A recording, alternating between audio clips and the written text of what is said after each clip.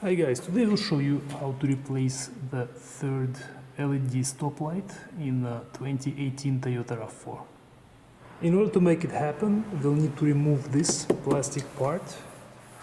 For that, we'll have to first remove this plastic cover, and there are two bolts hidden underneath this rubber. There's one on this side and one on that side. And below the cover you'll find two more.